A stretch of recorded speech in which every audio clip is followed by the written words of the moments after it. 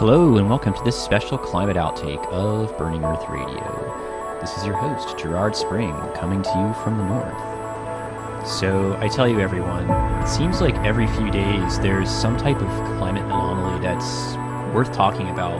And in particular, I want to look at this hurricane that's formed over the Caribbean Sea near Panama here and Costa Rica, and then you have sort of Nicaragua coast over here. And this is a very late season hurricane, everyone. I mean, having hurricanes like this forming so late in the season is pretty much rare, especially considering that this hurricane is, tracking towards the west here and is going to make landfall on probably on the Nicaragua coast here, or maybe down here in Costa Rica. I mean, you could swing over a little bit here, So if we step forward a few days, we can see that this hurricane is slowly tracking over to the west. And one more day here, we can see that, it kind of crosses over this isthmus of the Central American region.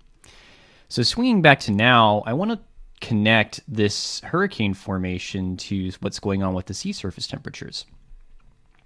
So coming down here and looking at the ocean temperatures, and in particular the sea surface temperatures, you can see that we have a lot of warm water pooling up here. And you can also see that the pattern of the hurricane winds is, mapped into the waves, that there's a bit of a storm surge going on here along the coast associated with this weak hurricane. And this isn't a particularly strong hurricane. It's only a Category 1 hurricane, but it's significant because it's forming now in late November. And if we swing over here and look at the sea surface temperature anomaly, we can see that we have a lot of warm water associated with this storm. And I also want to take some time to step back a few days with the sea surface temperature anomaly because I think it's pretty instructive. So if we come back here and step back one day, we can see that we also have this kind of cold pool. But as we continue to go back in time, we can see that the temperatures seem to go up. The anomaly seems to increase. And coming back to the air, we can see that the hurricane is forming here as a low pressure zone, kind of swinging out and cutting back. And what this is doing to the surface of the surface of the sea, is it's actually cooling the temperatures. So these hurricanes are transporting heat from the lowest layers of the atmosphere up into the higher levels of the atmosphere, thereby cooling the ocean surface. So if we come back here and look at the total precipitable water, we can get a sense of what's happening with these winds associated with this hurricane. So at the surface, we have this tight core of winds. We have, winds flowing down from the north. We have some winds flowing off the Central American isthmus coming down here. Got some mountains here in Nicaragua spinning up. We also have winds coming over here, spiraling in from more of the equatorial regions down here, coming over the Isthmus of Panama and coming in and spinning into this hurricane.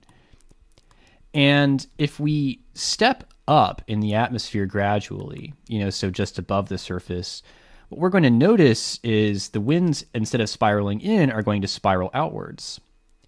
And this is essentially what hurricanes do, is they're a heat engine, and they're transporting heat from the surface up into the higher levels of the atmosphere. So if we step up a bit further, we can see that this becomes a bit more diffuse. There's still a lot of spiraling out associated with this hurricane.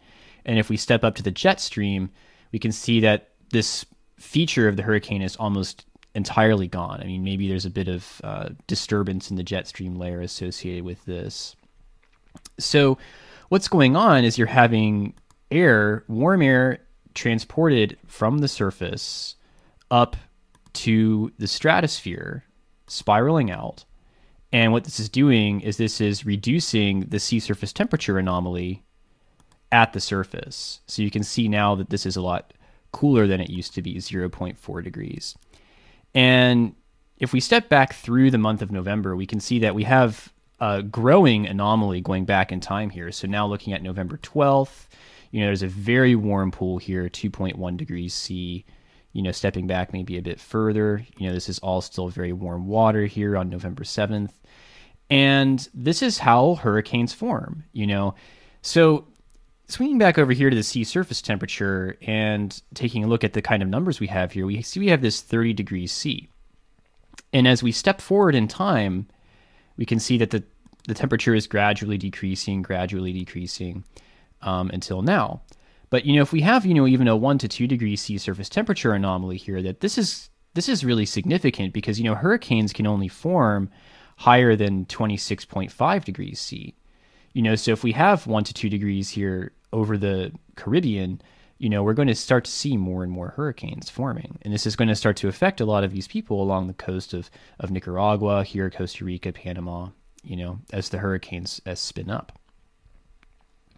So 1 to 2 degrees is really significant. And if we look at the Atlantic hurricane season plot that I've brought up into the inset here, you can see that, the hurricane season has, a peak. It's in September. I think it's around September 10th. And then in October, it starts to, drop off a little bit. And then November, late November, by that time, we should have basically, no hurricanes forming late in the season. But as, the oceans continue to warm with, 1 to 2 degrees temperature anomalies, this hurricane season is going to be extended earlier into the spring and then later into the fall. So we're going to start to see more hurricanes forming on average as time goes on, with the warming oceans and warming air temperatures. So I think it's interesting to take note of these types of anomalies. They're very important, and I think they tell us a lot about what we can expect with abrupt climate change. We're going to start to see more storms forming here in the Caribbean, more hurricane formation, more anomalous weather that people just can't predict. And, the consequences of this are going to be economically considerable. That, even though this is a weak hurricane that's kind of spun up here, it's going to cause a lot of damage here, along this coastline. So, if you're living in Nicaragua or Costa Rica, I wish you well, and I hope that you get through the storm okay. Take some preparations if you can to get to a safe place so you're not affected by this. And for those of you in other climes, I hope you liked this short outtake, and please comment, like, and subscribe. And I'm looking forward to having you along for the next one.